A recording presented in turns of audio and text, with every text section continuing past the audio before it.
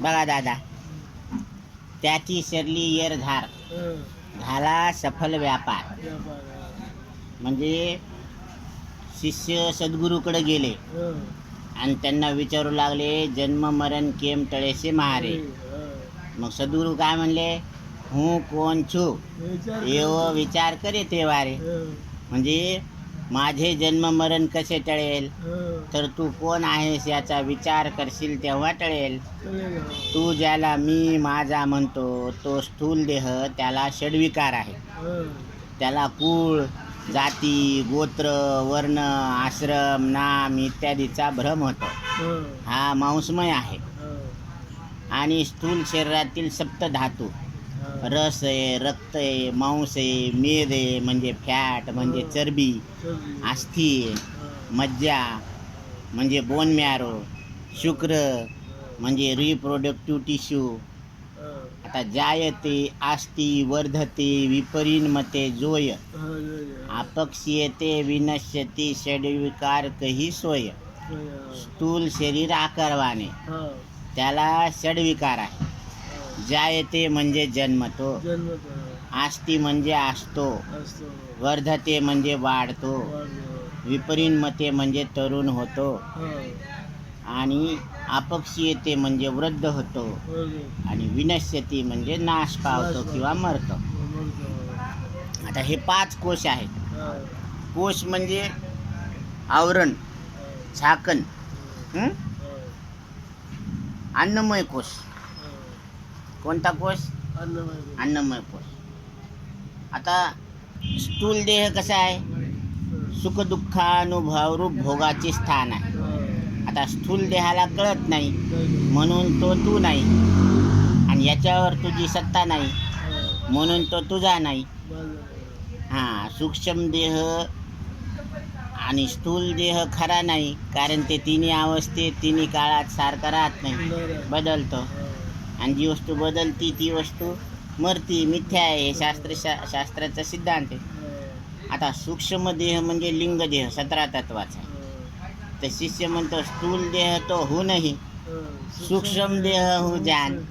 तर सद्गुरू म्हणतात, सद्गुरू कहे ते तू नाही, लिंग दृश्य बखान.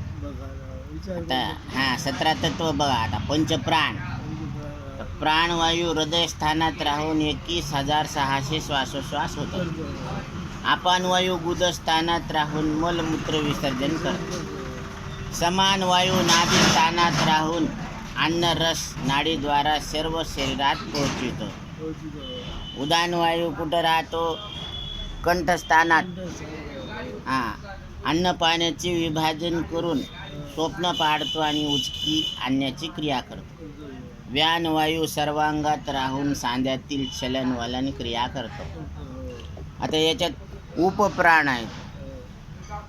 म्हणजे नाग ढेकर देतो, कूर्म डोळ्याची उघडझाप करतो, कृपुल शिंक आणतो, देवदत्त जांभई आणतो, आणि धनंजय नावाचा वायू शरीर पुष्ट करतो आणि बॉडीला काय करतो, मेल्यावर फुगवतो. असे उपप्राण आहेत. आता प्राणमय कोश कशाला म्हणतात? पंचप्राणासहित पंचकर्मेंद्रिये. यामध्ये हाताची देवता इंद्र आहे, याने देण्या घेण्याची क्रिया होते. पायाची देवता वामन आहे, याच्यामुळं गमनागमन म्हणजे येणं जाणं होतं. उपस्थाची देवता प्रजापती आहे, यानं मूत्रविसर्जन होतं, रतिभोग होतं. गुदाची देवता यम आहे ना, त्यानं मलत्याग होतो. आणि वाणीची देवता अग्नी, याच्यामुळं बोलण्याचं काम होतं. आता हा मनोमय कोश. मनोमय कोश म्हणजे पंच ज्ञानेंद्रियासहित मन असतं. याच्यामध्ये बघा, कानाची देवता दिशा आहे, याने शब्द ऐकू येतो. त्वचेची देवता वायू आहे, याने स्पर्श कळतो. डोळ्याची देवता सूर्य आहे, यामुळे रूप दिसते. जिभेची देवता वरुण आहे, यामुळे जीवाला रस म्हणजे चव कळते. नाकाची देवता अश्विनी कुमार आहे, यानं जीवाला काय होतो, गंध कळतो. आणि मनाची देवता चंद्रमा आहे, यानं जीव संकल्प विकल्प करत असतो. आता विज्ञानमय कोश म्हणजे काय? पंच ज्ञानेंद्रियासहित बुद्धी आहे.